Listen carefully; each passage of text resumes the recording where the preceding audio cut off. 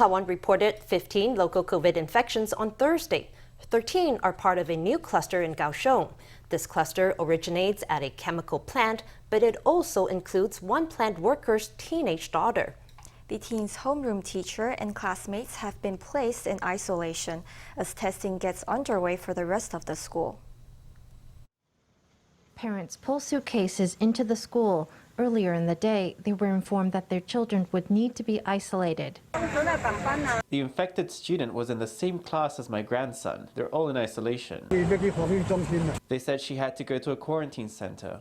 Early in the morning, this high school in Kaohsiung's Qianzhen district filled up with cars and tour buses from Siaogang Hospital. Unease was palpable on campus after a student was diagnosed with COVID. All her classmates have tested negative and will be isolated. All of the students in the school won't be allowed to leave until they test negative. Altogether, there are 2,413 faculty, other staff, and students. Tests are still pending for 809 of them, but no new cases have been detected so far.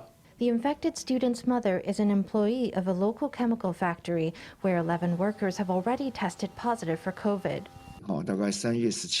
She had symptoms around March 17th. She works at a relatively small company. That's how this cluster formed. The cluster may have originated from a colleague who developed symptoms earlier, or perhaps from one who attended a wedding banquet on March 13th. One employee of the factory is a Tainan resident who commutes to Kaohsiung by train. The Tainan government released a list of 11 train services the patient had taken, urging all other passengers to get tested.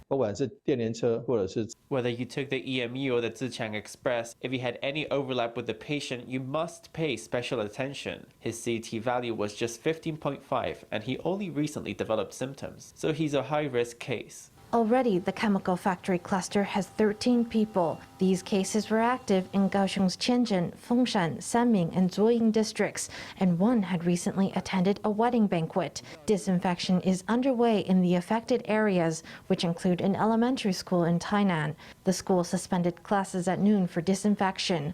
Over in Kaohsiung, the high school with the infected student will remain closed until March 28th. Health officials are investigating the outbreak in hopes of minimizing its impact to the Tomb Sweeping Festival holiday.